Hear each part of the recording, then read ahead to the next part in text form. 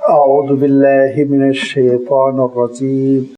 بسم الله الرحمن الرحيم. والسماء بنيناها بأيد وإنا لموسعون والأرض فرشناها فنعم الماهدون ومن كل شيء خلقنا زوجين لعلكم تذكرون ففروا إلى الله إني لكم منه نذير مبين ولا تجعلوا مع الله إلها آخر إني لكم منه نذير مبين كذلك ما أتى الذين من قبلهم من رسول إلا قالوا ساحر أو مجنون أتواصوا به بل هم قوم طاغون فتول عنهم فما أنت بملوم وذكر فإن الذكرى تنفع المؤمنين وما خلقت الجن والإنس إلا ليعبدون ما أريد منهم من رزق وما أريد أن يطعمون إن الله هو الرزاق ذو القوة المتين فإن للذين ظلموا ذنوبا مثل ذنوب أصحابهم فلا يستعجلون فويل للذين كفروا من يومهم الذي يوعدون. صدق الله العظيم. الحمد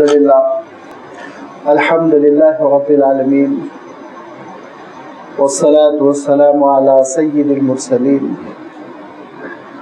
وعلى آله وأصحابه أجمعين أما بعد. سورۃ الذاریات کا یہ تیسرا اور آخری رکوع ہے جس کے بھی آپ کے سامنے تلاوت کی گئی. اس رکوع میں جو ٹاپک ہے، جو موضوع ہے، وہ پھر اس طرف منتقل ہو گیا جس موضوع سے آغاز کلام ہوا تھا، اس سورت کا آغاز ہوا تھا.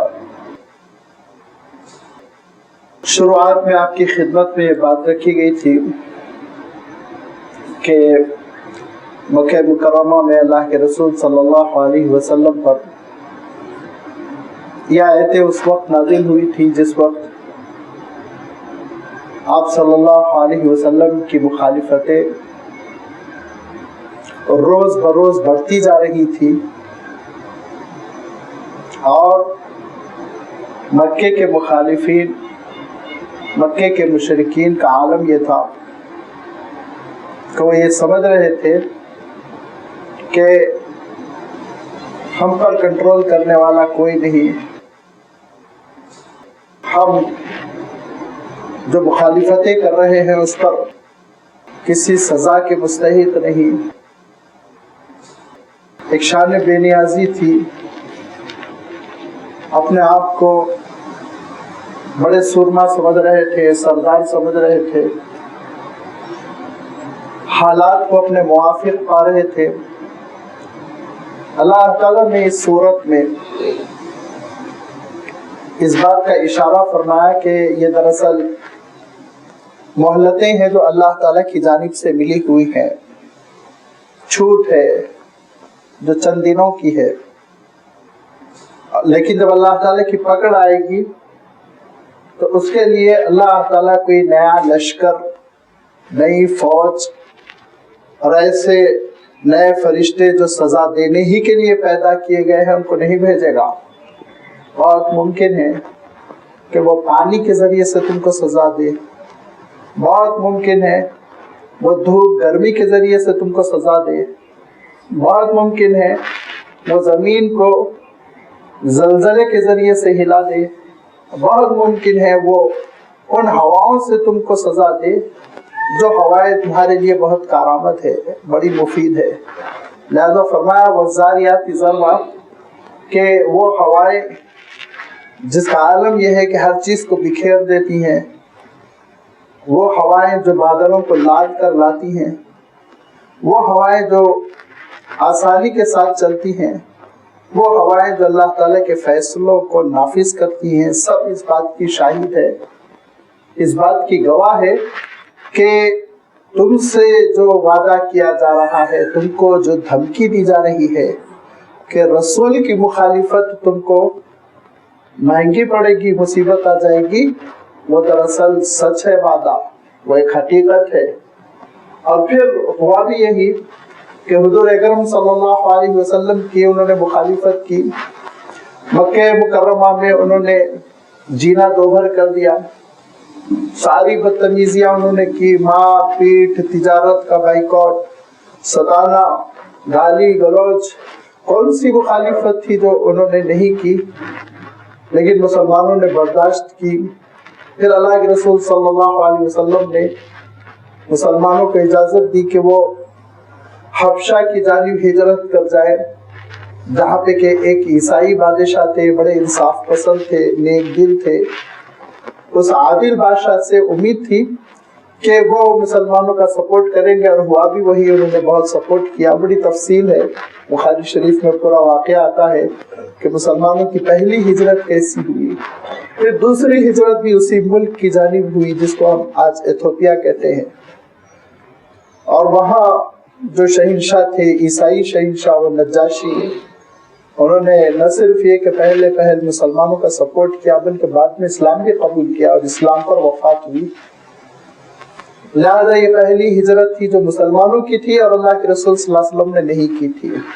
اللہ کے رسول صلی اللہ علیہ وسلم اللہ کے حکم کے منتظر رہے، یہاں تک کہ جب مکہ مکرمہ میں 13 سال بیت گئے تو اللہ تعالیٰ کی جانب سے حکم ہجرت آیا، اور پھر اللہ کے رسول صلی اللہ علیہ وسلم ہجرت کر مکہ مکرمہ سے مدینہ منورہ منتقل ہو گئے۔ آپ تاریخ سے واقف ہیں۔ جب اللہ کے رسول صلی اللہ علیہ وسلم مدینہ منورہ منتقل ہوئے تو ایک چھوٹی سی بستی تھی، انآرگنائزڈ قسم کی بستی تھی، جس کے 3 ایلیمنٹ تھے، 3 عناصر تھے۔ پہلا ایلیمنٹ تو اوس کا تھا جو عرب قبیلہ تھا، دوسرا خزرج، یہ بھی عرب قبیلہ تھا، اور تیسرے یہودی تھے جو ان دونوں قبیلوں کو لڑا کر اپنے ہتھیار بیچتے تھے اور سود کا کاروبار کرتے تھے۔ اللہ کے رسول صلی اللہ علیہ وسلم جب پہنچے مدینہ منورہ تو اوس اور خزرج کو آپ نے شیر و شکر کر دیا، دونوں میں ایسا اتحاد پیدا کر دیا کہ لڑائیاں ختم ہو گئی، ہتھیار بکنا ختم ہو گئے، اور سود پر قرضے لینا ختم ہو گیا، تو یہودیوں کی کمر ٹوٹ گئی۔ اب انہوں نے مخالفتیں شروع کی، اور اس کے بعد سے وہی انہوں نے فطرت اپنائی جو ان کی پرانی فطرت ہے، ان کا نیچر ہے، طبیعت ثانیہ ہے، کہ مکہ مکرمہ جا کر مشرکین عرب کو ورغلاتے تھے اور حملہ کرنے کی دعوت دیتے تھے، کیونکہ خود دو بدو لڑنے کی صلاحیت نہیں رکھتے تھے۔ حضور اکرم صلی اللہ علیہ وسلم نے بار بار ان کو دعوت اتحاد دی، بیٹھ کے مجلسیں ہوئی، میٹنگز ہوئی، معاہدے لکھے گئے، لیکن ہر بار وہ معاہدہ توڑتے گئے۔ اللہ تعالیٰ ارشاد فرماتا ہے کلما اوقدوا نارا للحرب اطفأها اللہ، جب انہوں نے بھڑانا چاہا، لڑانا چاہا، مدینہ منورہ کو نظر آتش کر دینا چاہا، اللہ تعالیٰ نے بچایا۔ تو انہوں نے پہلی کوشش کی جس پہ غزوہ بدر ہوا، بدر کی جنگ، اس میں بڑی مسلمانوں کو کامیابی ملی۔ دوسری کوشش کی غزوہ احد، اس میں مسلمانوں کو نقصان پہنچا۔ تیسرے سال کوشش کی، بدر کے مقام پر مشرکین مکہ آئے لیکن واپس چلے گئے، لڑائی نہیں ہوئی ہے۔ لیکن چوتھی کوشش جو سن 5 ہجری میں کی، ہجرت کا یہ 5واں سال تھا، منظم وفد وہ مکہ مکرمہ لے گئے اور وہاں کے لوگوں کو یقین دلایا، پورا تیقن دیا کہ تم حملہ کرو، اندر سے ہم سپورٹ کریں گے، پوری طرح ہم سپورٹ کریں گے۔ لہذا مکہ مکرمہ سے 10,000 کا لشکر آیا اور مدینہ منورہ پر حملہ آور ہونا چاہتا تھا۔ اللہ کے رسول صلی اللہ علیہ وسلم نے ایک حکمت عملی کے ساتھ خندق کھود دی۔ جب خندق کھود دی تو یہودیوں کے وہم و گمان میں بھی نہیں تھا کہ مسلمان یہ ترکیب اپنا لیں گے۔ اب ان کے لیے پریشانی ہو گئی، اور پریشانی یہ ہو گئی کہ مشرکین مکہ پڑاؤ ڈالے ہوئے ہیں، اور مشرکین مکہ یہ چاہتے ہیں کہ اندرون سے قوت بھیجے، مدد بھیجے، یہ یہودی کھانا پینا بھیجے، لشکر بھیجے.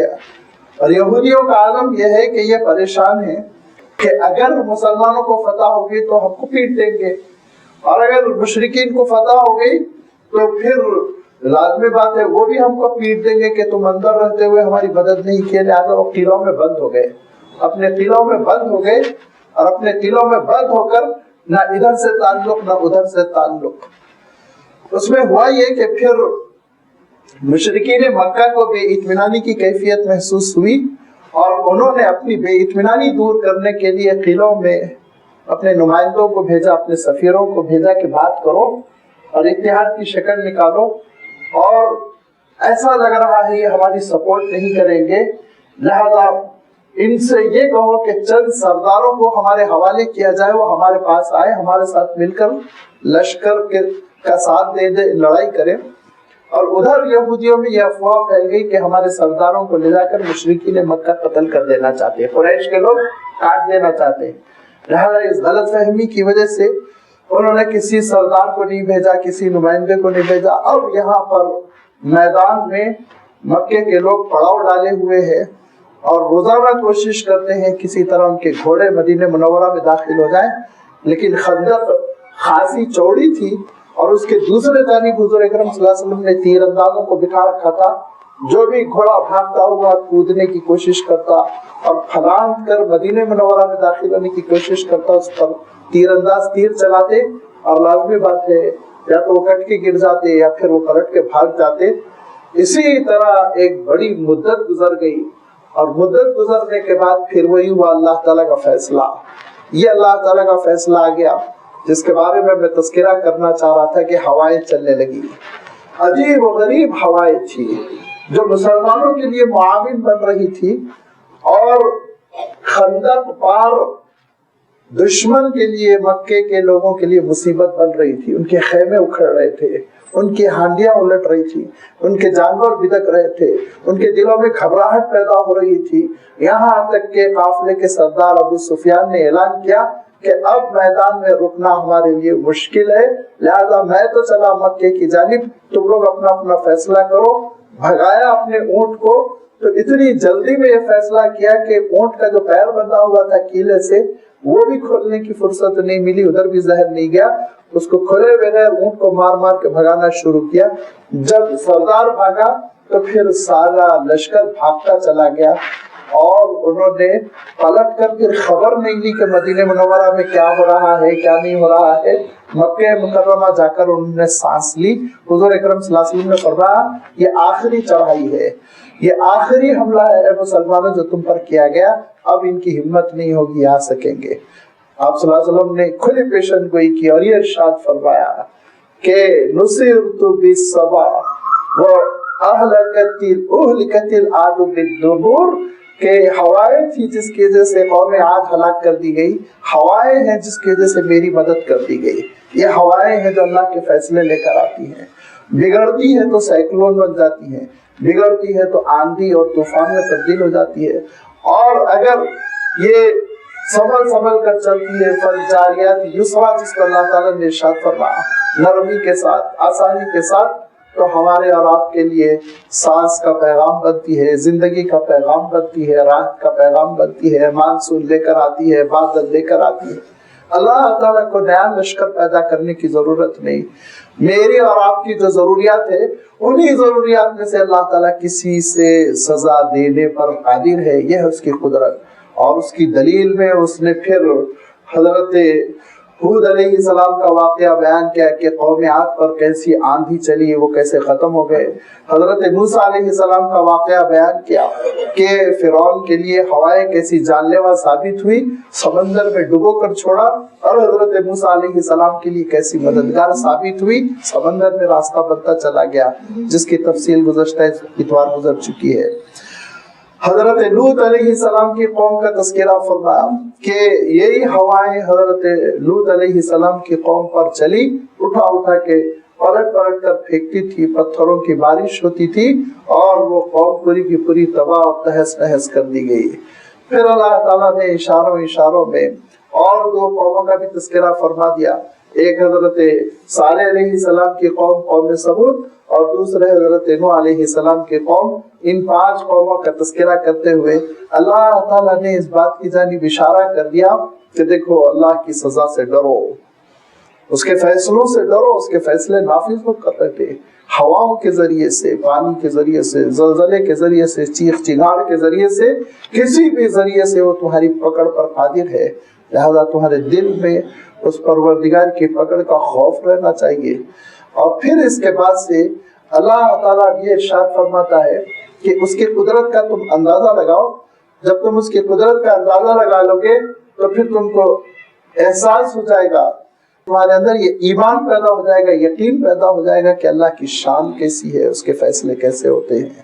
لہذا ارشاد فرمایا کہ دیکھو اس کی قدرت کا عالم یہ ہے، وَالسَّمَاءَ بَنَيْنَاهَا بِأَيْدٍ وَإِنَّا لَمُوسِعُونَ، اور بے شک ہم نے آسمان کو طاقت اور قوت اور قدرت سے پیدا کیا، ایک قدرت کے ساتھ پیدا کیا، اور وَإِنَّا لَمُوسِعُونَ، بے شک ہم اس میں وسعت دینے والے ہیں۔ اس کائنات کو اللہ تعالیٰ نے جو پیدا کیا اس میں اتنی زبردست قدرت ہے اور اتنی زبردست حکمت ہے کہ آپ جتنا غور کرتے چلے جائیں گے اتنا یقین بڑھتا چلا جائے گا۔ اس کی قدرت اتنی قدرت کہ وہ سورج کو جلا دیتا ہے، کسی چیز کے اندر صلاحیت نہیں اس کے شعلوں کو بجھا دے۔ اس کی قدرت کہ وہ زمین کو دوڑا دیتا ہے، کسی کے اندر طاقت نہیں کہ اس دوڑتی ہوئی زمین کو روک لے۔ اس کی قدرت ہے، اس نے اس گلوب کو گھما دیا، کسی کی طاقت نہیں ہے کہ اس گھومتی ہوئی دنیا کو روک لے۔ یہ اللہ تعالیٰ کی قدرت ہے، اور اللہ تعالیٰ کی قدرت کی بڑی چھوٹی چھوٹی باتیں ہیں جس کی جانب میں اشارہ کر رہا ہوں، باقی آپ آگے مطالعہ کر لیجئے اس گیلیکسی میں، ملکی وے میں، اسپیس میں، اور اس پوری کائنات میں، اس پورے یونیورس میں اللہ کی قدرت کے کیسے نمونے ہیں۔ اور دوسری جانب جہاں اللہ کے کنٹرول اور قدرت کی مبہوتی تصویر ہے یہ کائنات، وہیں اللہ تعالیٰ کی حکمت، کس حکمت کے ساتھ اس نے پیدا کیا کہ عقل دنگ رہ جاتی ہے، کیسے ہماری اور آپ کی دنیا ٹھہری ہوئی ہے، کیسے اس کے گرد چاند گھوم رہا ہے، دنیا سورج کے گرد کیسے گھوم رہی ہے، رفتار، فاصلے، جس چیز پر آپ غور کریں گے تو آپ حیران رہ جائیں گے کہ پروردگار کس حکمت کے ساتھ اس کائنات کو پیدا کیا کہ اس میں کسی قسم کا کوئی عیب نہیں ہے۔ انشاءاللہ سورۃ الملک میں یہ حقیقت آئے گی کہ خوب غور کرو، بار بار غور کرو، ہر بار تم اللہ کی حکمت کے قائل ہوتے چلے جاؤ گے۔ اس حکمت کے ساتھ اس نے کائنات کو پیدا کیا، فرمایا وَالسَّمَاءَ بَنَيْنَاهَا بِأَيْدٍ، بے شک ہم نے آسمان کو ایک طاقت اور ایک قدرت، ایک قوت کے ساتھ پیدا کیا، وَإِنَّا لَمُوسِعُونَ، اور ہم ہیں کہ اس کو وسعت دیتے جا رہے ہیں، پھیلاتے چلے جا رہے ہیں، یہ کائنات پھیلتی چلی جا رہی ہے، اور اس کی حد اور اس کی انتہا یہ کہاں ختم ہوتی ہے یہ آج تک کے سائنس کے ہاتھوں میں نہیں آ سکی، سائنس کی تحقیق میں نہیں آ سکی۔ ایسی ایکسپینڈنگ یونیورس ہے یہ۔ وَإِنَّا لَمُوسِعُونَ وَالْأَرْضَ فَرَشْنَاهَا، اور بے شک ہم نے زمین کو فرش بنا دیا کہ یہ گول زمین جو گھوم بھی رہی ہے، چکر بھی لگا رہی ہے، سورج کا چکر لگا رہی ہے اور خود گھوم رہی ہے، لیکن اس گول گھومتی اور چکر کاٹتی ہوئی زمین پر ہم چل پھر سکتے ہیں، لیٹ سکتے ہیں، آرام کر سکتے ہیں، سو سکتے ہیں، گھر ہمارا کھڑا ہو جاتا ہے، ہماری بلڈنگیں کھڑی ہو جاتی ہیں، اور یہاں پہ ہماری سواریاں دوڑتی ہیں۔ تو کیا اللہ تعالیٰ کی حکمت ہے، اس کی کیسی قدرت ہے۔ وہ گریویٹیشنل فورس جس کی وجہ سے چیزیں اس گلوب سے لگی ہوئی ہے، اور لگی ہوئی کیا ہے اگر آپ دیکھیں تو لٹکی ہوئی ہے اسپیس میں، لیکن کوئی چیز گرتی نہیں، چھوٹتی نہیں، اڑتی نہیں، یہ اللہ تعالیٰ کی شان ہے۔ فَنِعْمَ الْمَاهِدُونَ، تو ہم بہترین پھیلا دینے والے اور ہموار کر دینے والے ہیں۔ زمین کو ہموار کر دیا گیا، ٹیلے بھی ہیں، وادیاں بھی ہیں، اور ندی نالے بھی ہیں، نشیب و فراز بھی ہے۔ اس کے باوجود میرے اور آپ کے جینے کے لیے اس زمین کو اللہ تعالیٰ نے اتنا ہموار کیا ہے کہ ہم آسانی کے ساتھ رہ سکتے ہیں، کچا مکان بنا کر بھی رہ سکتے ہیں، پکا مکان بنا کر بھی رہ سکتے ہیں، پانی کا ذخیرہ بھی کر سکتے ہیں، اور ہم اپنی سواریوں کو دوڑا بھی سکتے ہیں، ہر قسم کی سہولت اسی دھرتی پر۔ فَنِعْمَ الْمَاهِدُونَ، تو بہت ہی صحیح اور بہت اچھے ہموار کرنے والے ہم ہیں۔ اللہ تعالیٰ نے جو ہموار کیا بڑی شان کے ساتھ، حکمت کے ساتھ، قدرت کے ساتھ ہموار کر دیا. اور پھر اس کی حکمت ایک اور مقام پر بہت نمایاں ہوتی ہے. وَمِن كُلِّ شَيْءٍ خَلَقْنَا زَوْجَيْنِ لَعَلَّكُمْ تَذَكَّرُونَ. ہر چیز کو ہم نے جوڑ جوڑ پیدا کیا. کوئی چیز مخلوق میں کوئی چیز بے جوڑ نہیں ہے، ہر چیز کا جوڑا ہے. اگر زمین ہے تو آسمان ہے، اگر گرمی ہے تو سردی ہے، اگر نور ہے تو نار ہے، اگر روشنی ہے تو اندھیرا ہے. اور پھر جو جاندار ہے ان میں نر ہے اور مادہ ہے، اور جو درخت ہے ان میں نر اور مادہ ہے. ہر چیز کو اللہ تعالیٰ نے جوڑ جوڑ پیدا کر کر یہ پیغام دیا ہے. اللہ تعالیٰ نے ہمارے ذہنوں کو منتقل کیا کہ مخلوق مجبور ہے، بغیر ساتھی کے نہیں جی سکتی، بغیر ساتھی کے نہیں جی سکتی. لہذا ہر مخلوق کو اپنے صنف کے ساتھی کی ضرورت ہے جس کے ساتھ وہ جیتا ہے. یہ دونوں مل کر زندگی کا سامان کرتے ہیں. اور خالق مجبور نہیں ہے، پیدا کرنے والا مجبور نہیں، اس کو جوڑ کی ضرورت نہیں. وہ اس کے بارے میں ارشاد فرمایا کہ اس کی شان یہ ہے کہ اس میں احدیت ہے، صمدیت ہے. احدیت کے معنی ہے تنہا، جس کا کوئی ثانی نہیں، اور صمدیت کے معنی یہ کہ بے نیاز، جس کو کسی کی ضرورت نہیں ہے. نہ اہلیہ کی ضرورت، نہ اولاد کی ضرورت، نہ معاون کی، نہ وزیر کی، نہ مشیر کی. ساری ضروریات سے بے نیاز اس کی شان ہے. یہ خالق کی شان ہے اور یہ مخلوق کی مجبوری ہے. لہذا اس کو آپ ذہن میں رکھیے، اس مخلوق کی مجبوری کو اور اللہ تعالیٰ کی شان صمدیت کو. آگے یہ ذرا جو آیتیں آ رہی ہیں سمجھنے میں انشاءاللہ یہ حقیقت کام آئے گی. فرمایا وَمِن كُلِّ شَيْءٍ خَلَقْنَا زَوْجَيْنِ لَعَلَّكُمْ تَذَكَّرُونَ، تاکہ تم عبرت حاصل کر سکو، فہم حاصل کر سکو، نصیحت حاصل کر سکو، سمجھ سکو حقیقت کو. وَمِن كُلِّ شَيْءٍ خَلَقْنَا زَوْجَيْنِ لَعَلَّكُمْ تَذَكَّرُونَ فَفِرُّوا إِلَى اللَّهِ. دوڑو اللہ تعالیٰ کی طرف. کہاں تم اپنے آپ کو اللہ تعالیٰ سے بے نیاز سمجھ رہے ہو، اللہ تعالیٰ کا ضرورت مند نہیں ہو یہ سمجھ رہے ہو، اپنے آپ کو مجبور تصور کرو، اس کی طرف دوڑو، لپکو اس کی طرف، دیر نہ کرو. آیت کو سمجھنے والے ایسے بھی سمجھے کہ ایک تابعی ہے حضرت سعید ابن المسیب رحمت اللہ علیہ، بہت جلیل القدر تابعی. وہ کہتے ہیں کہ 40 سال میرے ایسے گزرے، 40 سال میرے ایسے گزرے کہ میرے داخل ہونے سے پہلے مسجد میں اذان نہیں ہوئی. میں داخل ہوتا تبھی اذان ہوتی، ایسے میں لپک کر مسجد کی طرف جاتا. ایک فہم تھا قرآن مجید کا، یہ ایک جذبہ تھا اللہ تعالیٰ کی طرف دوڑنے کا، لپکنے کا. لہذا اللہ تعالیٰ حکم دے رہا ہے کہ ہر نیک کام میں سبقت کرو، تیزی کرو، آگے بڑھو. یہ ہے فَفِرُّوا إِلَى اللَّهِ، اللہ تعالیٰ کی طرف دوڑو. فَفِرُّوا إِلَى اللَّهِ کے معنی یہ نہیں ہے کہ جماعت کھڑی ہو چکی ہے اور آپ مسجد کے باہر ہے تو آپ دوڑ کے جا کر آپ جماعت میں شامل ہو، یہ نہیں ہے. الفرار إِلَى اللَّهِ کا مفہوم ہرگز یہ نہیں ہے. یہ تو ذرا غور کیجئے، الفرار عن اللہ ہے، اللہ سے بھاگ رہے ہیں آپ. یہ جو رکعت پکڑنے کی چکر میں جو بندہ بھاگ کے مسجد آتا ہے وہ دراصل ایک رکعت پڑھنے سے بھاگتا ہے. بعد میں رکعت جو چھوٹ جائے گی وہ کمپلیٹ کرنا پڑے گا نا. لہذا کسی طرح آخری رکوع ہی میں مل جاؤ تو ایک رکعت سے چھٹکارا ملے گا. تو یہ نماز کی طرف نہیں بھاگ رہا ہے، نماز سے بھاگ رہا ہے. یہ نفسیات ہے. حضور اکرم صلی اللہ علیہ وسلم نے منع کیا، سختی کے ساتھ منع کیا. ارشاد فرمایا جب جماعت ہو رہی ہو تو تم دوڑ کر نہ جاؤ، وقار کے ساتھ جاؤ. ارشاد فرمایا سنجیدگی کے ساتھ، آرام کے ساتھ جاؤ. اللہ کے رسول صلی اللہ علیہ وسلم کے اس حکم میں جو حکمتیں ہیں ان حکمتوں کو بیان کرتے ہوئے محدثین نے لکھا، ایک تو یہ کہ بھاگتے ہوئے جانا دراصل باوقار شخصیت کے لیے زیب نہیں دیتا. نمبر 2، بھاگتے ہوئے جانے میں ہو سکتا آپ گر جائیں، پیر پھسل جائے، فریکچر ہو جائے، لینے کے دینے پڑ جائے. آرام سے جائیے. اور تیسرے یہ کہ جب شریعت میں یہ گنجائش رکھی گئی ہے کہ ایک رکعت چھوٹ جائے تو اس رکعت کو تم بعد میں کمپلیٹ کر لو. جس کو فائد کہتے ہیں، 2 رکعتیں چھوٹ گئی تو کمپلیٹ کر لو، 3 رکعت چھوٹ گئی تو تم اس کو مکمل کر لو. جب شریعت میں اس کا حکم رکھا گیا ہے تو پھر بھاگنے کا کیا مطلب؟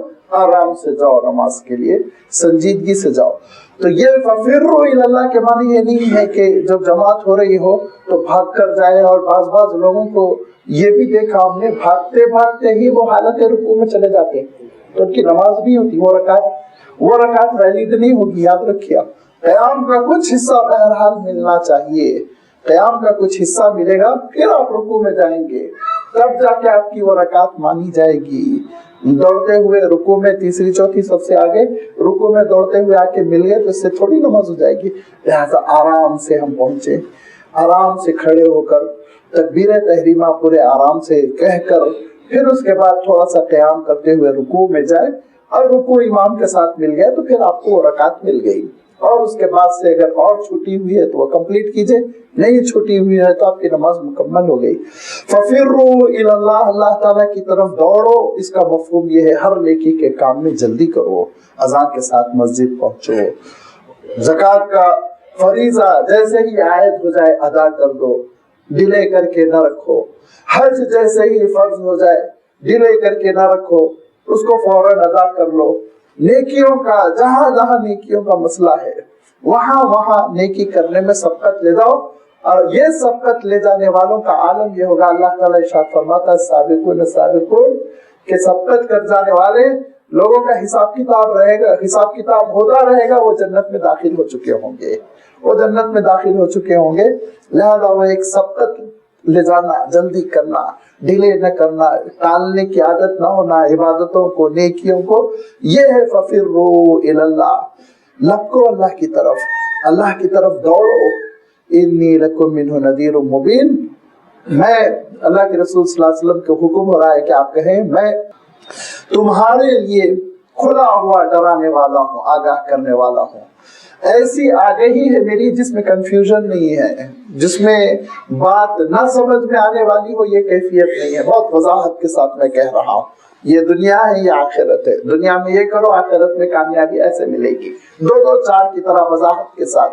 لہذا مبین ارشاد فرمایا جس کی زبان بھی بہت صاف ستھری ہو، جس کی زبان کا مفہوم بھی صاف ستھرا ہو، جس کا فہم کلام کا جو مطلوب ہوتا ہے، حاصل کلام جو ہوتا ہے وہ بھی کلیئر کٹ ہو، ایسی گفتگو ایسے کلام کے لیے مبین کا لفظ آتا ہے.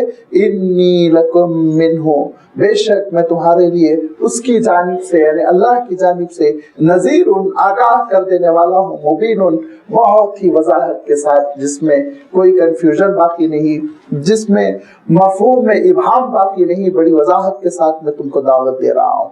اور میری دعوت کا خلاصہ یہ ہے وَلَا تَجْعَلُوا مَعَ اللَّهِ إِلَٰهًا آخَرَ، اللہ کے ساتھ تم کو کوئی اور معبود قرار دینے کی اجازت ہرگز نہیں ہے. تم نہیں معبود قرار دے سکتے اللہ تعالیٰ کے ساتھ کسی اور کو. معبود کے کیا معنی ہے، عبادت کے کیا معنی ہے، انشاءاللہ آ رہی ہے آیت، اس میں زیادہ وضاحت کے ساتھ گفتگو ہم کر لیں گے. ارشاد فرمایا وَلَا تَجْعَلُوا مَعَ اللَّهِ إِلَٰهًا آخَرَ إِنِّي لَكُمْ مِنْهُ نَذِيرٌ مُبِينٌ. تاکید کے لیے پھر وہی جملہ، اور یہ ہے اسلام. یاد رکھیے اسلام کے 2 پہلو ہوتے ہیں، اگر کوئی ایک پہلو کو اختیار کرے تو وہ مسلمان نہیں، کچھ اور آپ اس کا نام دے دیجئے. ایک ہے اللہ تعالیٰ کی وحدت، دوسرے ہے اللہ کے رسول صلی اللہ علیہ وسلم کی رسالت. دونوں جگہ اللہ تعالیٰ آپ صلی اللہ علیہ وسلم کی رسالت کا اعلان فرما رہا ہے. انی لکم منہ نذیر مبین، میں وہ تم کو کھلا آگاہ کرنے والا. جو حضور اکرم صلی اللہ علیہ وسلم کی رسالت کو نہیں مانتا اور توحید کے ترانے جتنا بھی گنگناتا ہو، اس کو آپ مسلمانوں میں نہیں شامل کر سکتے. رسالت شرط ہے، اللہ کے رسول صلی اللہ علیہ وسلم کی رسالت. اور یہاں موقع نہیں ہے کہ میں یہ کہوں کہ رسالت کا کیا کیا مفہوم ہوتا ہے، کہ اللہ تعالیٰ نے خود ہی ارشاد فرمایا وَمَا أَرْسَلْنَا مِن رَّسُولٍ إِلَّا لِيُطَاعَ بِإِذْنِهِ، رسول بھیجا ہی اس لیے گیا کہ ان کی اطاعت ہو، ان کی فرما برداری ہو. لہذا حضور اکرم صلی اللہ علیہ وسلم کی پیروی آدھا اسلام ہے، توحید آدھا اسلام، حضور اکرم صلی اللہ علیہ وسلم کی پیروی آدھا اسلام.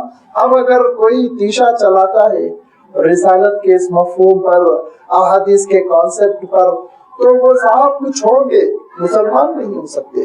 مسلمان ہونے کے لیے جو شرط ہے وہ یہ کہ اللہ کے رسول صلی اللہ علیہ وسلم کی رسالت کا پورا اعتراف ہو، اطاعت ہو، فرما برداری ہو. لہذا 2 بار اللہ تعالیٰ نے بات ارشاد فرمائی محض تاکید کے لیے. پہلے ارشاد فرمایا فَفِرُّوا إِلَى اللَّهِ، اللہ کی طرف دوڑو. اور نبی آپ ڈکلیئر کر دیجئے بے شک میں اللہ کی جانب سے کھلا ہوا آگاہ کرنے والا رسول ہوں. دوسری جگہ ارشاد فرمایا وَلَا تَجْعَلُوا مَعَ اللَّهِ إِلَٰهًا آخَرَ، اور اللہ کے ساتھ کسی کو معبود نہ قرار دو، بے شک میں اللہ کی جانب سے کھلا ہوا آگاہ کرنے والا رسول ہوں. كَذَلِكَ مَا أَتَى الَّذِينَ مِن قَبْلِهِم مِّن رَّسُولٍ، لیکن ایسے ہی ہوا کہ اے نبی آپ سے پہلے جو بھی رسول ان قوموں تک پہنچا جن قوموں کا تذکرہ ہو چکا ہے، قوم نوح، حضرت ابراہیم علیہ السلام کی قوم، قوم عاد، قوم سمود، حضرت موسیٰ علیہ السلام کی قوم فرعون اور اس کے درباری، اور حضرت لوط علیہ السلام کی قوم وغیرہ وغیرہ، یہ ساری قوموں کے سلسلے میں اللہ تعالیٰ ارشاد فرماتا ہے كَذَلِكَ مَا أَتَى الَّذِينَ مِن قَبْلِهِم مِّن رَّسُولٍ، جب کبھی کوئی رسول کسی قوم کی جانب نہیں آیا مگر یہ کہ اس قوم نے کہا قالوا ساحر او مجنون، یا تو جادوگر کہا یا مجنون کہا. جادوگر اس لیے کہتے تھے کہ کلام میں بڑی تاثیر ہوتی تھی، جو سنتا دیوانہ ہو جاتا، دل دے بیٹھتا، لہذا اس صفت کے لیے جادوگر. مجنون اس لیے کہتے تھے کہ اللہ کے رسولوں اور نبیوں کی شان یہ ہوتی تھی کہ اپنے مقصد کو کبھی نہیں بھلاتے تھے. وہ نہ خوشی کے موقع پہ اپنے مقصد کو بھلاتے تھے، نہ غم کے موقع پر. اللہ کے رسول صلی اللہ علیہ وسلم جنازہ آیا، تدفین ہو رہی ہے، قبر تیار ہونے میں کچھ دیری ہے، سارے ساتھیوں کو لے کر بیٹھتے تھے اور اسلام سکھاتے تھے اور دین کا مقصد بتاتے تھے، توحید بتاتے تھے، زندگی کا مقصد بتاتے تھے، آخرت کیا ہے اس کی حقیقت پر روشنی ڈالتے تھے. تو اللہ کے نبیوں اور رسولوں کا عالم یہ ہوتا ہے کہ وہ نہ خوشیوں میں اپنے مقصد کو بھلاتے ہیں، نہ صدمے کے موقع پر، نہ عیدین میں، اور نہ ہی روزے کے موقع پر. ہر موقع پہ اپنے مقصد کو یاد رکھتے ہیں، اپنے مقصد کو بتاتے ہیں، اس کا اعلان کرتے ہیں. جب رسولوں کی یہ شان ہوتی تھی کہ وہ نجی محفلوں میں بھی اللہ کی طرف بلاتے، وہ اجتماعوں میں بھی اللہ تعالیٰ کی طرف بلاتے، غم کے موقع پر بھی اللہ کو یاد دلاتے، خوشی میں بھی اللہ کو یاد دلاتے، تو لوگ کہتے تھے خپتی ہے، خپت سوار ہو گیا، مجنون ہے، پاگل ہو گیا، ہمیشہ ایک بات کر رہا ہے. نکاح کے موقع پہ کہا جا رہا ہے وَلَا تَمُوتُنَّ إِلَّا وَأَنْتُمْ مُسْلِمُونَ. کیا کہا اللہ کے رسول صلی اللہ علیہ وسلم نے؟ ہر نکاح کے موقع پہ اللہ کے رسول صلی اللہ علیہ وسلم نے 3 مقامات قرآن پاک کی تلاوت فرمائے، ایک سورہ نساء اور ایک سورہ مائدہ اور ایک سورہ احزاب. اور اس میں کون سی ہے؟ وَلَا تَمُوتُنَّ، دیکھو نہیں مرنا تم، موت کا تذکرہ. اب آپ پوچھیے اللہ کے رسول صلی اللہ علیہ وسلم سے، اے اللہ کے رسول ہم تو سیلیبریٹ کرنے آئے، شادی میں اچھلنا کودنا ہے، یہ موت کا تذکرہ کیوں؟ رسول کبھی مقصد کو نہیں بھلاتا ہے. لہذا اس کیفیت کو جو تعبیر کرتی تھی قوم، کس سے تعبیر کرتی تھی؟ مجنون ہو گئے، پاگل ہو گئے. اسی لیے اللہ کے رسول صلی اللہ علیہ وسلم نے ارشاد فرمایا کہ تم پر دین کا ایسا غلبہ ہو جائے، ایسا غلبہ ہو جائے کہ لوگ تم کو پاگل کہنے لگے تو سمجھ لو کہ تم اللہ تعالیٰ کے پاس اس کے ولی ہو گئے، مقرب ہو گئے. دین ہمیشہ انسان کو یاد رہے. لہذا جب قوموں کے درمیان رسولوں کو بھیجا گیا، اللہ تعالیٰ ارشاد فرماتا ہے کہ یہ 2 نعرے ضرور لگائے، الا قالوا ساحر اور مجنون، یہ جادوگر ہے یا پھر یہ مجنون ہے، جنون ہے ان کے اوپر. ہر جگہ کہتے ہیں آخرت، ہر جگہ کہتے ہیں مرنا ہے، ہر جگہ کہتے ہیں ایک ہی اللہ کی عبادت کرو. یہ ایک جنون کی سی کیفیت ہے. اتواصوا بھی، یہ ایک دوسرے کو نصیحت کرتے ہیں، یہ ایک دوسرے کو یہ وصیت کرتے ہیں اور تربیت کرتے ہیں، ڈکلیئر کرتے ہیں کہ جب رسول آئے تو تم یہ کہنا. یہ ایک دوسرے کو پیغام پہنچاتے ہیں، یہ ایک دوسرے کی تربیت کرتے رہتے ہیں اور ایک دوسرے کے درمیان یہی جملے کو پھیلاتے رہتے ہیں. نہیں، بل ہم قوم طاغون، دراصل یہ نافرمان ہے، یہ حد سے تجاوز کر جانے والے ہیں.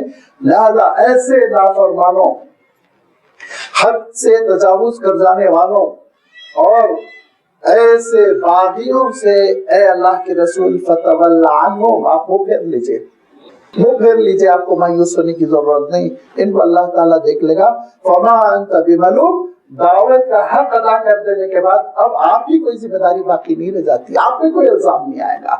کیونکہ اللہ کے رسول صلی اللہ علیہ وسلم کا جو طریقہ کار تھا وہ یہ طریقہ کار تھا کہ دن بھر سمجھاتے تھے اور مایوس نہیں ہوتے تھے، دن بھر سمجھاتے تھے اور مایوس نہیں ہوتے تھے. ان کی مجلسوں میں جا رہے ہیں، غلاموں کے ساتھ بیٹھ رہے ہیں، خواتین کو سمجھا رہے ہیں، بوڑھوں کو سمجھانے سے نہیں کترا رہے ہیں، بچوں کی تربیت کر رہے ہیں، سمجھاتے سمجھاتے تھک جاتے. رات ہوتی اور تھوڑی دیر آرام کرنے کے بعد اللہ تعالیٰ کے دربار میں کھڑے ہو کر روتے اور یہ کہتے پروردگار بہت سمجھا رہا ہوں، کہیں کوئی تصور تو نہیں دے گی، مجھ سے غلطی تو نہیں ہو رہی، یہ قوم قبول نہیں کر رہی ہے، ان کے اندر تبدیلی کے آثار نہیں پیدا ہو رہے ہیں۔ تب اللہ تعالیٰ ارشاد فرماتا ہے لعلک باخع نفسک علی آثارہم ان لم یؤمنوا بہذا الحدیث اسفا۔ اے رسول، ایسا لگتا ہے کہ آپ اس صدمے میں ہلاک ہو جائیں گے کہ لوگ اسلام کیوں نہیں قبول کر رہے ہیں، آپ ہلاک ہو جائیں گے لگتا ہے۔ تو آپ کو کہا ما انزلنا علیک القرآن لتشقی، کہا ہم نے قرآن اس لیے آپ پہ نازل نہیں کیا کہ آپ اتنی مشقت پڑ جائیں، اتنی مصیبت میں پڑ جائیں۔ فرمایا فما انت بملوم، آپ پہ کوئی الزام نہیں، آپ اپنی ڈیوٹی کر رہے ہیں، آپ سمجھا رہے ہیں، آپ کیوں غمزدہ ہوتے ہیں؟ وَذَكِّرْ فَإِنَّ الذِّكْرَىٰ تَنفَعُ الْمُؤْمِنِينَ، آپ کا سرمایہ تو یہ ایمان والے ہیں، یہ جب ایمان قبول کر رہے ہیں ان کی اب آپ تربیت کرتے چلے جائیں۔ وَذَكِّرْ، اور آپ تذکیر کریں، تذکیر کے معنی یاد دہانی، یاد دلائیں آپ کہ کیا دین ہے، کیا دین کے تقاضے۔ وَذَكِّرْ فَإِنَّ الذِّكْرَىٰ، یہ یاد دہانی اور یہ سمجھانا، تَنفَعُ الْمُؤْمِنِينَ، ایمان اگر ہے تو یہ نفع دیتی ہے، ایمان نہیں ہے تو نفع نہیں ہے، ایمان نہیں ہے تو نفع نہیں ہے۔ پیشنٹ کی باڈی میں ریسپانس نہیں ہے تو بڑے بڑے آپ انجیکشن لگا لیجیے، کہاں سے بچے گا وہ؟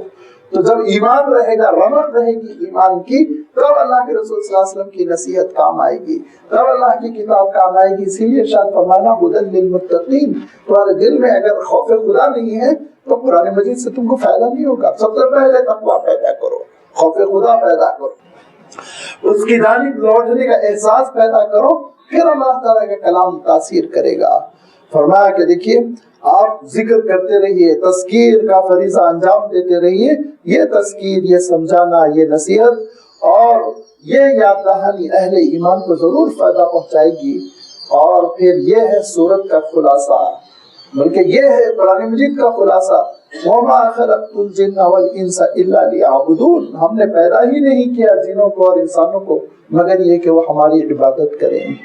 انسانوں سے تو آپ واقف ہے، جنوں سے آپ واقف نہیں ہو سکتا، کوئی صاحب واقف ہو، ملاقات ہو، لیکن بہرحال اکثر و بیشتر لوگ واقف نہیں ہوتے۔ اور جن جو عربی میں کہتے ہیں وہ اس کا مفہوم ہی ہوتا ہے پوشیدگی کا، ایک ہڈن کیفیت ہوتی ہے چھپی ہوئی چیز کے لیے جو نظر نہ آتی ہو۔ اسی لیے رات کو بھی عرب جنہ سے تعبیر کرتے تھے، فَلَمَّا جَنَّ عَلَيْهِمُ اللَّيْلُ رَأَىٰ كَوْكَبًا، حضرت ابراہیم علیہ السلام کے واقعے میں آیا، جب رات گہری ہو گئی، تاریک اندھیرا ہو گیا تو حضرت ابراہیم نے ستارے کو دیکھا، پھر آگے واقعہ چلا۔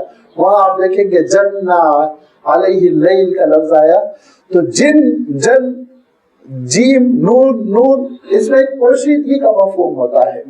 یہ ایک ایسی مخلوق ہے جن کو ہم نہیں دیکھ سکتے۔ جب ہم نہیں دیکھ سکتے کہہ رہے ہیں، اور قرآن مجید نے اس کو صراحت کے ساتھ بیان کیا، انہ یراکم ہوا وقبیلہ من حیث لا ترونہ، تم لوگ اس کو نہیں دیکھ سکتے، وہ تم کو دیکھ سکتا ہے۔ ارشاد فرمایا جنوں کے سلسلے میں فرمایا وہ تم کو دیکھ سکتے ہیں، تم ان کو نہیں دیکھ سکتے۔ جب یہ کلیہ قرآن مجید بیان کر رہا ہے تو پھر ہمارے آلے بھی نہیں دیکھ سکتے۔ اس لیے کہہ رہا ہوں، موجودہ سائنسدانوں نے کہا ہمارے آلوں میں کوئی ایسی مخلوق کو نہیں پایا۔ ہوا میں جراثیم نظر آ گئے، ہم کو بیکٹیریاز نظر آ گئے، یہ نظر آ گئے، وہ نظر آ گئے، مگر جن صاحب نظر نہیں آئے تو جن نہیں ہے۔ تو جب انسان جنوں کو نہیں دیکھ سکتا، قرآن پاک اس کو ڈکلیئر کر رہا ہے تو اس کا مفہوم یہ کہ تمہارے آلے بھی نہیں دیکھ سکتے، تمہاری مشنریز بھی نہیں دیکھ سکتی۔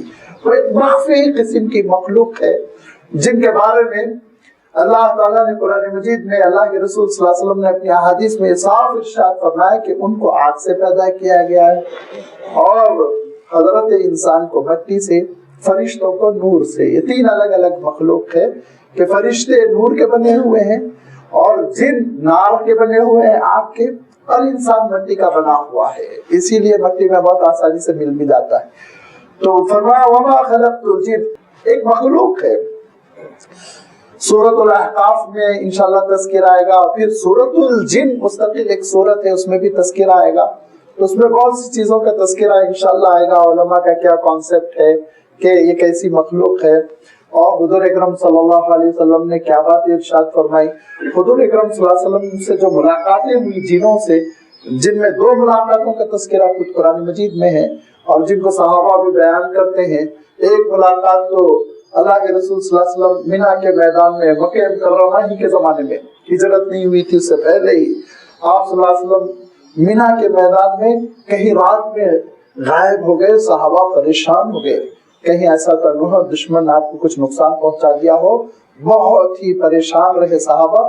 کچھ دیر بعد حضور اکرم صلی اللہ علیہ وسلم سے ملاقات ہوئی اور صاف محسوس ہو رہا تھا کچھ ہلچل ہو رہی ہے، بات چیت ہو رہی ہے، کچھ گڑبڑ ہو رہی ہے، لیکن نظر کچھ نہیں آ رہا تھا. بعد میں اللہ کے رسول صلی اللہ علیہ وسلم تشریف لائے تو فرمایا کہ اللہ کا حکم تھا کہ جنوں کو بھی اسلام سمجھا دوں. میں ان کے درمیان گیا اور اسلام سمجھایا.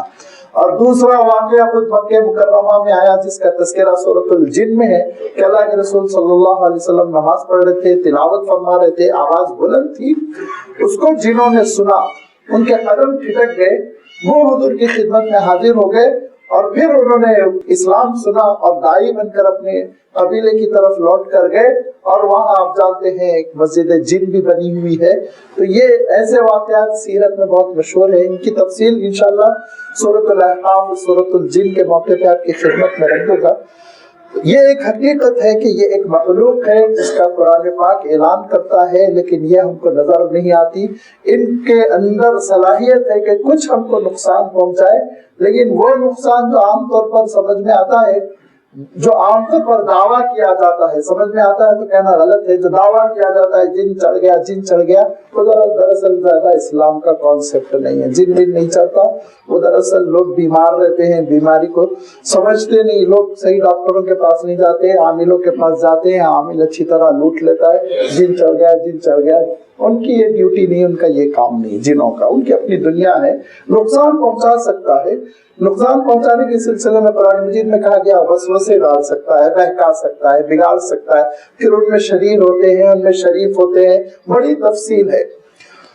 اور میں ہمیشہ یہ کہتا رہتا ہوں کہ ہمارے درمیان بالخصوص مشرقی قوموں میں، مشرقی قوم سے مراد عربوں میں بھی ہمارے میں بھی یہ عادت ہے، یہ عام طور پہ رواج ہے، بڑا جنوں کا تذکرہ ہوتا رہتا ہے.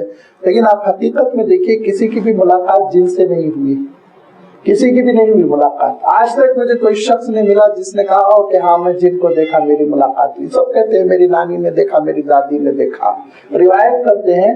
ڈائریکٹلی جن سے ملاقات کا کوئی واقعہ نظر نہیں آتا. لہذا ان کی دنیا الگ ہے، ہماری دنیا الگ ہے، اور ان کے مسائل الگ ہوں گے، ہمارے مسائل الگ ہوں گے. وہ کیسے سوتے ہیں، کیسے کھاتے ہیں، واللہ عالم. جتنا کتاب و سنت میں ہے اس پر ہم ایمان رکھتے ہیں، اس کے آگے ہم تحقیق نہیں کرتے. فرمایا کہ وما خلقت الجن، اور ہم نے نہیں پیدا کیا جنوں کو، والانس، اور نہ ہی انسانوں کو. یہ دونوں مخلوق میں ایک چیز کامن ہے، قوت ارادہ. ہمارے اندر بھی قوت ارادہ ہے، مسجد کو بھی جا سکتے ہیں، اسی حال کی طرف بھی جا سکتے ہیں. ہمارے اندر بھی قوت ارادہ ہے، اور جنوں میں بھی قوت ارادہ ہے. وہ نیکی چاہے تو کر سکتے ہیں، برائی چاہے تو وہ کر سکتے ہیں. باقی مخلوق میں، دیگر کسی مخلوق میں قوت ارادہ نہیں ہے. خود فرشتوں کے سلسلے میں اللہ تعالیٰ نے صاف ارشاد فرمایا لا یعصون اللہ ما امرہم، جو اللہ حکم دیتے وہی کرتے ہیں. فرشتے اس کے علاوہ کچھ کر ہی نہیں سکتے. ان کے اندر انحراف نہیں، نافرمانی نہیں. انسان اور جن میں یہ اختیار کی صلاحیت ہے. اسی لیے انسانوں اور جنوں کے سلسلے میں اللہ تعالیٰ ارشاد فرماتا ہے کہ تم کو کیوں پیدا کیا گیا ہے، اس کی حقیقت کو ذرا تم سمجھ لو، مقصد کو سمجھ لو. تمہارا پیدائش کا جو مقصد ہے وہ صرف اور صرف یہ کہ میری تم عبادت کرو، لیعبدون، میری تم عبادت کرو، یہ ہے مقصد. عبادت سے مراد کیا ہے؟ عبادت کا یوں تو مفہوم امام ابن تیمیہ رحمۃ اللہ علیہ نے بہت اچھا بیان کیا. وہ فرماتے ہیں کہ عبادت کے 2 اہم رکن ہیں، 2 اہم پلرز ہیں جس کی بنیاد پر عبادت کہا جاتا ہے کسی عمل کو. فرمایا ایک کمال درجے کی حقارت، تواضع، بندگی، اور دوسرے کمال درجے کی محبت. فرمایا اگر یہ دونوں چیزیں نہیں ہیں تو عبادت نہیں ہے. خوب محبت ہے کسی سے، لیکن آپ اس کے آگے جھکتے نہیں ہیں، اس کی بات نہیں مانتے، اس کے آگے سرنڈر نہیں ہوتے، تو یہ عبادت نہیں ہے. اور کسی کے آگے آپ جھک رہے ہیں، بڑا آفیسر ہے وہ، اور یہ ڈر ہے ماتحت کو کہ ذرا برابر بھی میں اس سے گستاخی کروں تو نوکری سے ہٹا دے گا، لہٰذا بڑی خوش آمد، ہر بات اس کی مان رہے ہیں، غلط بھی مان رہے، صحیح بھی مان رہے، نہیں ہونا چاہیے، بطور مثال میں کہہ رہا ہوں۔ لہذا اطاعت فرما برداری تو خوب ہے، لیکن محبت نہیں ہے، دل میں نفرت ہے، کراہیت، اور ایسا ہوتا ہے۔ اور اگر کوئی آفیسر بھی ہے تو کان کھول کر سن لے کہ کام تو ہم رگڑ رگڑ کر لیتے ہیں، لیکن اس کے دل میں تو کراہیت ہوتی ہے نا۔ اس کراہیت کا پہلا مظاہرہ اس وقت ہوتا ہے جب ریٹائرمنٹ کے دوسرے دن آفیسر صاحب آتے تو کرسی نہیں دیتا بیٹھنے کے لیے۔ میں اپنے آنکھوں سے دیکھا، میں نے اپنے آنکھوں سے دیکھا کہ کمشنر آفس میں میرا ایک کام پھنستا تھا، اللہ تعالیٰ نے نکال دیا، تو اس کے لیے میں گیا تو معمولی سا عہدیدار کوئی کانسٹیبل ٹائپ، اس کو بڑا آفیسر IPS آفیسر کے دربار میں حاضر ہونا تھا، مجھے بھی ساتھ لے کے جانا تھا سائن وائن لینے کے لیے۔ وہاں جا کے بوٹ ووٹ بجا کے سلوٹ کر کے جی سر جی، باہر نکلتے ہی اتنی گندی گالی دیا، اتنی گندی گالی دیا اس کو کہ میں کانوں میں انگلیاں ٹھوس لیا۔ اندر تو تمہارا عالم یہ ہے، جھکے جا رہے ہو، دل میں جو نفرت بھری ہوئی، کراہیت بھری ہوئی ہے، لہذا اس اطاعت کو، اس فرما برداری کو، سلوٹے مارنے کو، پیر پٹکنے کو آپ عبادت نہیں کہیں گے۔ عبادت کے معنی امام ابن تیمیہ رحمۃ اللہ علیہ فرماتے کمال درجے کی محبت ہو، کمال درجے کی تعظیم ہو، جب یہ دونوں چیزیں مل جاتی ہیں تو عبادت کہلاتی ہے۔ بس یہ تعلق ہمارا اور آپ کا صرف اور صرف اللہ تعالیٰ سے ہوتا ہے، کسی سے ہمارا یہ تعلق نہیں ہوتا۔ ہم کسی کی تعظیم کریں، کر لیں، ٹھیک ہے، کسی کی رعایت کریں، کسی کا احترام کریں، لیکن وہ کمال درجے کی محبت کے ساتھ اس سے نہیں۔ ہم محبت کرتے ہیں اپنے والدین سے، ہم اپنے محبت کرتے ہیں اپنے گھر والوں سے، لیکن ہم محبت میں وہ کمال درجے کی تعظیم شامل نہیں کرتے جو اللہ کے ساتھ کرتے ہیں۔ یہ بس اللہ تعالیٰ کے ساتھ مخصوص ہے کہ اتنی تعظیم کہ میری پیشانی زمین پر میں رگڑ دیتا ہوں اس کے سامنے، اور ایسی محبت کہ بیماری میں اور جاڑے میں اور رات کے اندھیرے میں جیسے ہی مؤذن کہتا ہے اللہ اکبر، میں اٹھتا ہوں، ٹھنڈے پانی سے وضو کرتا ہوں، اس کے دربار میں دوڑتا ہوں، یہ محبت، یہ اشتیاق، یہ چیز، اس تعلق کو عبادت کہتے ہیں۔ اب عبادت کا مسئلہ ایسا ہے کہ عبادت جو ہے وہ 3 طریقوں سے ظاہر ہوتی ہیں، اس کی 3 قسمیں مت کہیے بلکہ اس کے 3 مظاہرے ہیں۔ ایک ہے عبادت قلبی، ایک ہے عبادت بدنی، اور ایک ہے عبادت مالی۔ عبادت قلبی کیا ہے کہ دل میں خوف و خشیت ہو، انابت ہو، تقوی ہو، دل میں اللہ تعالیٰ کی محبت ہو، دل میں تعلق مع اللہ ہو، یہ ہے عبادت قلبی۔ جب نماز پڑھ رہے ہو تو خشوع و خضوع کی کیفیت ہو، جب دعا کر رہے ہو تو بندگی کی کیفیت ہو، انابت کی کیفیت ہو، یہ ہے قلبی عبادت۔ بدنی عبادت جیسے نماز پڑھنا، بدن کا لگنا، مالی عبادت جیسے زکوٰۃ دینا، پیسوں کو خرچ کرنا، حج کرنا جس میں بدن کی بھی عبادت ہے، مال کی بھی عبادت ہے۔ لہذا یہ وہ عبادت ہے جس مقصد سے انسان کو پیدا کیا گیا، یہ وہ عبادت ہے جو انسان کو ہر موقع پر اللہ تعالیٰ کا فرما بردار بنا دیتی ہے، اخلاق کے معاملے میں، معاملات کے موقع پر، مسجد میں، بیرون مسجد، اپنی تجارت گاہ میں، اپنی دکان میں، اپنی کمپنی میں، اپنی ملازمت گاہ میں، ہر جگہ وہ اللہ تعالیٰ کا فرما بردار رہتا ہے اور اس کے حکم کی خلاف ورزی نہیں کرتا۔ یہ ہے عبادت جس کے لیے اللہ تعالیٰ نے ہم کو اور آپ کو پیدا کیا، یہ ہمارا مقصد ہے۔ ہمارا مقصد ہے، اگر اس مقصد کو ہم پورا کرتے ہیں تو جس انسان نے اس مقصد کو جتنا پورا کیا اتنے زیادہ اس کو نمبر مل رہے ہیں۔ اگر اس مقصد کو آپ نے 99% پورا کر لیا تو آپ کو 99 نمبر مل رہے ہیں، اور آپ ہوں گے سابقون الاولون، سبقت کر جانے والے جن سے سوال جواب بھی نہیں ہوگا، سیدھے جنت میں داخل ہوں گے۔ اور اگر اس میں 50% تو لازمی بات ہے 50% حساب کتاب ہوگا، اور پھر اس کے بعد بہت سارے معاملات ہوں گے، چیک کیا جائے گا، اس کے بعد سفارش ہوگی، سفارش کی بنیاد پہ چھٹکارا ملے گا۔ اور اگر معلوم یہ ہوا 20%، 10%، 12% تو پھر لازمی بات ہے ہاسپٹل میں ایڈمٹ ہونا پڑے گا، جہنم میں جائیں گے، جلیں گے، اور پھر اس کے بعد سے وہاں تزکیہ ہوگا، پاکیزگی ہوگی، سب گناہوں سے جسم دھلے گا، پھر معافی ہوگی، پھر شاید جنت میں جائیں۔ اور اگر یہ بھی نہیں ہے 0% تو پھر وہ ہمیشہ کے لیے جہنم میں پڑے رہ جائیں گے۔ تو اب آپ اندازہ کر لیجئے کہ ہم اپنے مقصد میں کتنا کامیاب ہیں۔ اور یاد رکھیے ہر چیز میں آپ دیکھتے ہیں کہ وہ چیز اپنے مقصد میں کتنی کامیاب ہے۔ یہ موبائل فون ہے، اگر یہ اپنے مقصد میں کامیاب نہیں ہے اور یہ نہیں جڑتا ہے اور یہ آواز نہیں پہنچاتا ہے کال کرنے والوں کی، تو یہ مقصد میں ناکام ہے. آپ اس کو پھینک دیتے ہیں، بچوں کے ہاتھ میں دے دیتے ہیں، کھیل لو.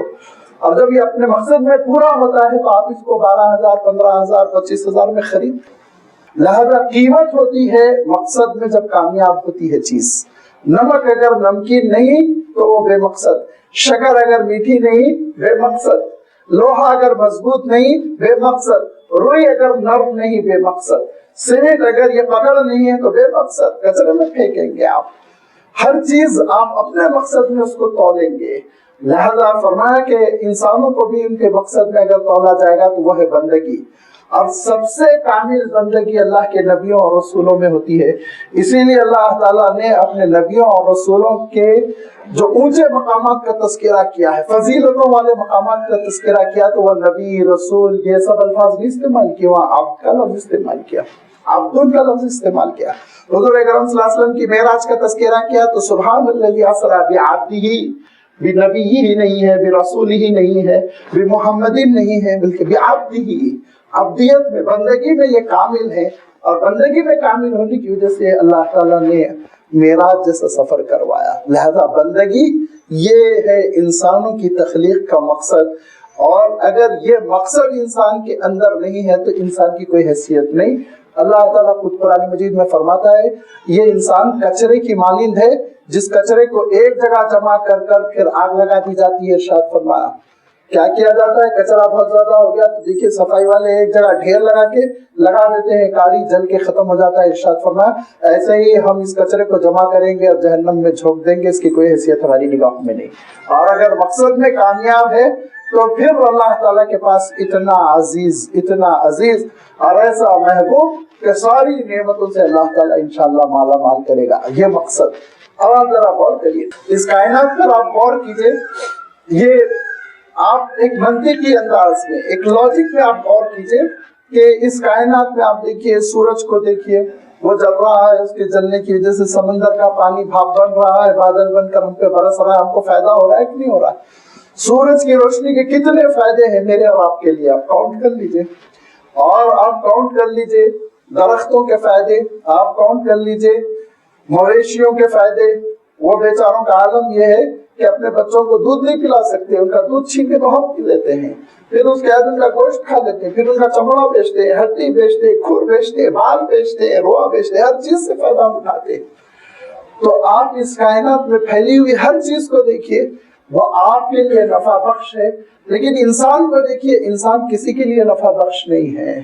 یہاں تک کہ درندے بھی نہیں کھاتے، انسان کو درندے بھی نہیں کھاتے. جب ان کی طبیعت بگڑ جاتی ہے، لنگڑے وگڑے ہو جاتے تو آدم خور بنتے، ورنہ نہیں کھاتے. ان کو مزہ نہیں آتا انسان کو کھانے میں، وہ حیوان ہی کو کھائیں گے، وہ بکرے ہی کو کھائیں گے. لہذا انسان کسی کے کام کا نہیں ہے.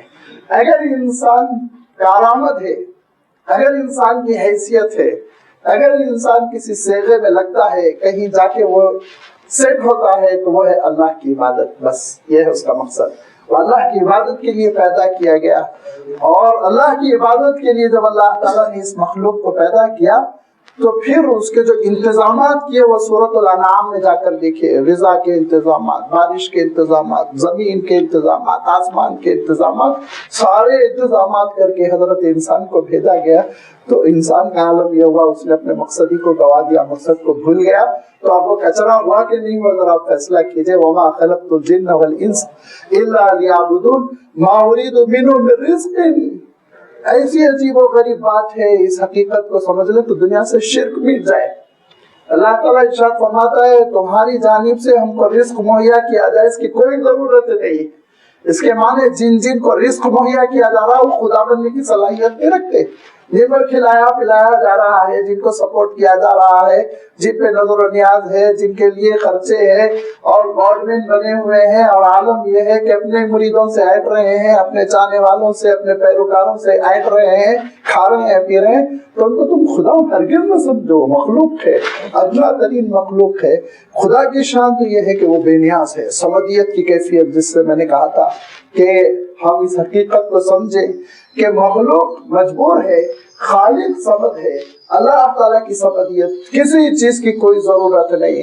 ہو سکتا ہے میرے اور آپ کے ذہن میں یہ غلط فہمی پیدا ہو کہ زکوٰۃ تو ہم پہ فرض کر دی گئی تو خود قرآن مجید میں ڈکلیئر کر دیا گیا تمہارے امیروں سے لے کے تمہارے غریبوں پہ خرچ کر دی جائے گی, اللہ تعالیٰ کی کوئی ہنڈی نہیں اس میں ڈالا جائے, کوئی ضرورت ہے اللہ تعالیٰ کو, تم پر ہی وہ خرچ ہو جائے گی, بس ثواب اللہ تعالیٰ دے گا.